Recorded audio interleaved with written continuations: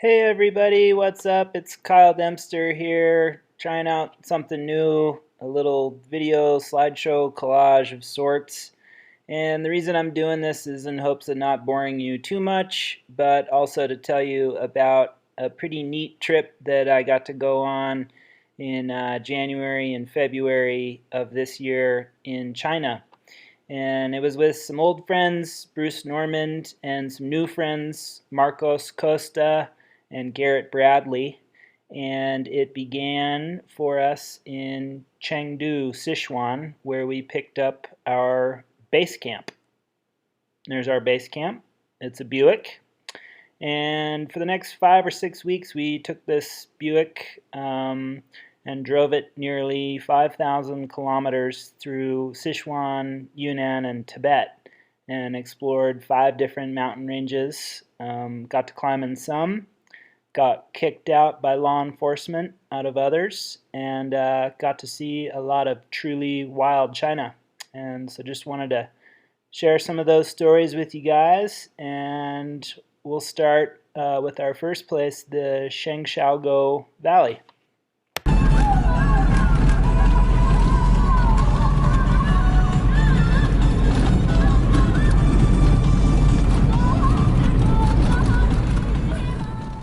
If you're looking to do a climbing trip somewhere in China, specifically for ice or alpine, I would really recommend looking into the Shangxiaogou Valley.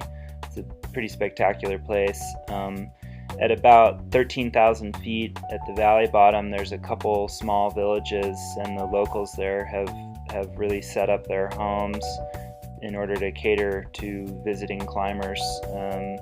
A warm bed to sleep in, and meals, both breakfast and dinner, and then they'll take you out into the valley, drop you off wherever you want, and you can go climbing all day. Lower down, there's loads and loads of ice, both low angle, easy stuff, and crazy hard pillars. And up above the ice climbs, there's a lot of pretty spectacular peaks, including this one here, Sigunyang, which has seen a fair amount of attention through the years. In 2002, Mick Fowler and Paul Ramsden climbed a spectacular ice line on the north face, which I believe is still unrepeated. And then in 2008, Dylan Johnson and Chad Kellogg climbed the South Ridge in a just ballistic 10-day effort. I think they climbed like 70 pitches or something. So Bruce and I began here just acclimating, and this area in China in the winter is actually their dry season. So we were able to run up to 5,000 meters just in our tennis shoes and scramble around on these mid 5,000 meter rocky peaks and breathe some fresh air and get psyched for bigger mountains ahead. So Shangxiaogou, check it out. Pretty neat place. Why do they keep telling us that? Why do they keep telling us what? That we can't come in here. I'm not sure. One is because it's not an open park. It's not an official park where you have an official ticket. Yeah. That's the only one. And because there's no laws to govern it. There's nothing. It's not that it's not disallowed. It's just that there's nothing created. Yeah. It's not an area that's open for tourism. And in China, you can only generally go places that are officially open for tourism. Yeah. Where you have and normally if it's officially open for tourism, then you have to pay a guide or just a simple tour guide, or you need to at least buy a ticket, and it's so they're concerned about the safety. Two things come to mind when I think about climbing in China, and that is vast potential. Where are you going?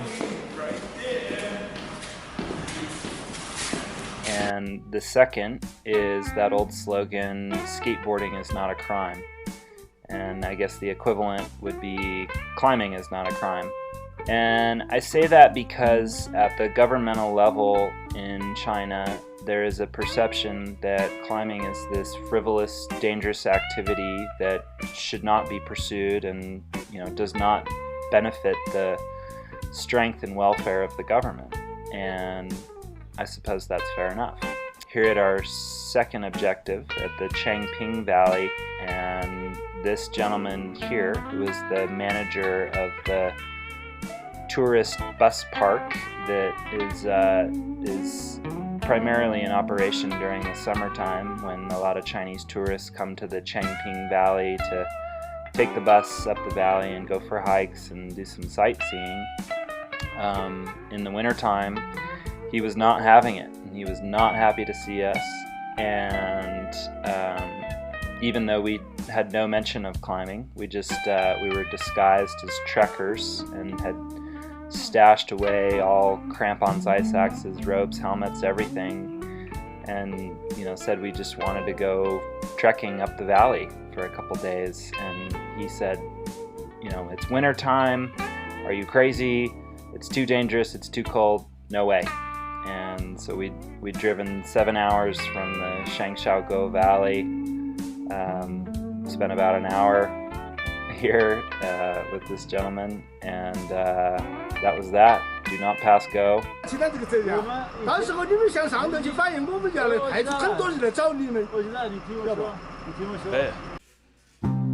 So after getting kicked out of the Changping Valley and driving nearly 12 hours to get to the Chola range, very close to the border of Tibet. We are in northern Sichuan in the province of Gansu. We're heading along the Chola range. We're on a big wide new Chinese highway known as the Northern Route to Tibet. And in about 200 kilometers time we would cross the border into Tibet, heading towards Chamdo, ancient capital of the Tibetan province of Kham, mystery province, and destination for all sorts of ill-fated explorers in the Victorian era. Here we go. Today's geography lesson. We were definitely jonesing for some climbing and found a nice little adventure on a mountain called Chola 2. Yeah, it was rad. We parked the car, end of the road, and just started walking up this valley that had all these ice climbs, which I'm sure have never been sent. So, slept a night at the base of the route and woke up early the next morning. Just solo-soloed the first about 1,500 feet of the route, and then at around 6,000 meters we ran into a section of 3 or 4 technical pitches that slowed us down and required some focus and some thought, and yeah, fun stuff. Real nice to stand on a sunny summit with some good friends, and we thought that we had done a first ascent of the mountain, but only after the fact we find out that the great Charlie Fowler in May of 1997, he had climbed the southeast face of this. So yeah, snaked by a legend. What an honor.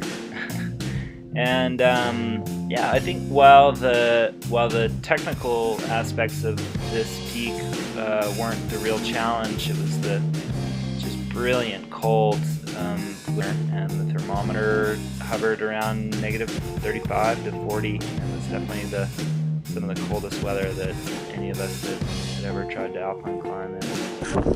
What do you got? 6131. It's going up. Summit of Chola 2. Oh yeah. What's the single best thing about climbing in China? Oh, it's got to be the food, for sure. Yeah, such a treat to come down from each one of these mountain adventures, just shivering cold and so hungry, and have these incredibly warm, spicy Sichuan meals.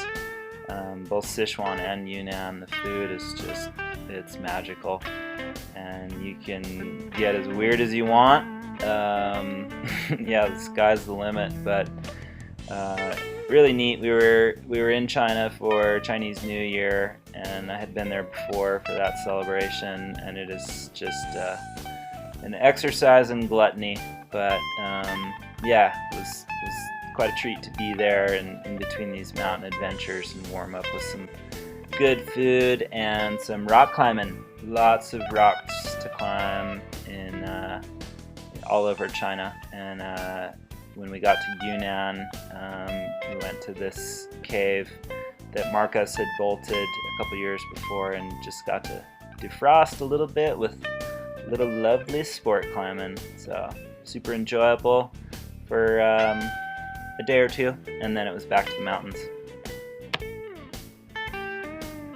The next area that we went and visited was the Kawagebo range, which splits the border of Tibet and Yunnan.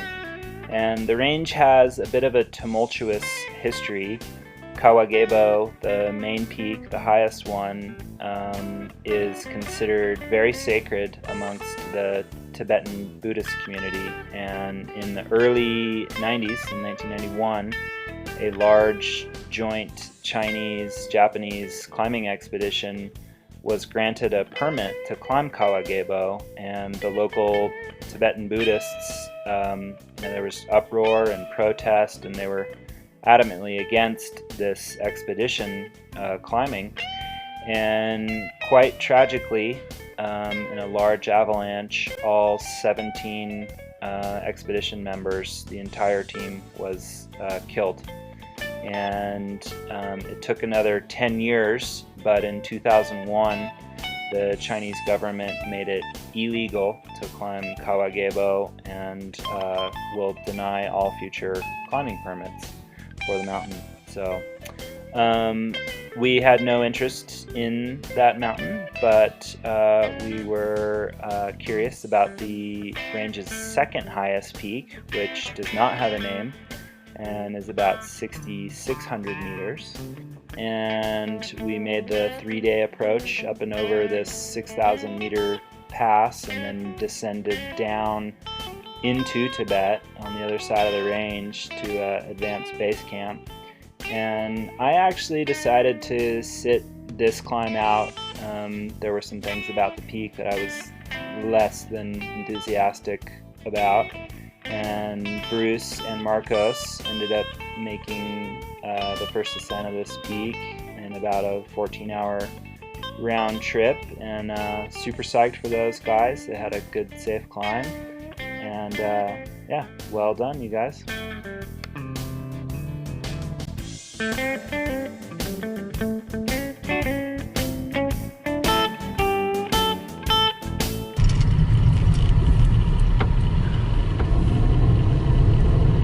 Prayer wheels are turning. Morale seems a little low in this car. Energy levels. What's up? One more time. The Kawagebo adventure, when it was said and done, was 8 days round trip, car to car. And that being our 5th week in China, you know, we were definitely feeling fatigued and a little drugged down by how cold it was.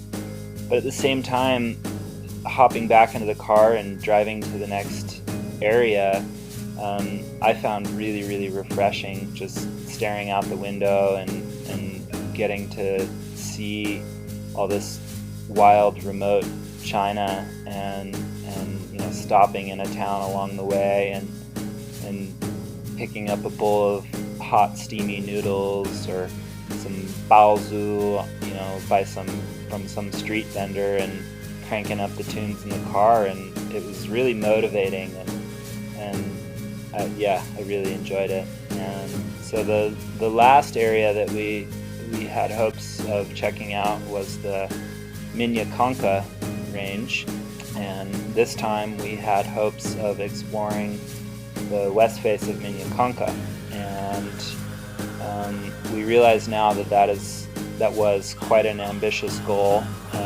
to explore a 7,600 meter peak in winter, and not really knowing much about it added another level of complexity to it. And the real challenge with climbing in this range is that it sits up against the Tibetan plateau, and especially in the wintertime, these fierce winds rip off the Tibetan plateau and slam into the west face. And so after 3 days of approaching, we got up to our advanced camp at about 5,500 meters, and the wind was just, you know, howling at 40 or 50 miles an hour, and we assessed the face and, you know, totally inspired by it, but it just was too risky, unsafe, too dangerous, too cold to try and climb on it. So we ended up staying 2 days there and made the first ascent of a 6,100 meter peak just above our camp. And then Bruce and I also put an attempt on the highest unclimbed peak in Sichuan, which is 6,800 meters and sits pretty close to Minya Konka. And we made it about, I don't know, very close to the summit, and had to negotiate this double corniced, very tenuous, tricky ridge line. And in the wind, in the cold, and the fatigue, we'd had enough, and it didn't seem like the right thing to do. So we bailed, and that was that. That was our Chinese adventure, and I hope you enjoyed it. And I hope you all get out there and do some exploring and see what beautiful Earth has to offer. Hope you enjoyed it. Thanks, guys. Bye.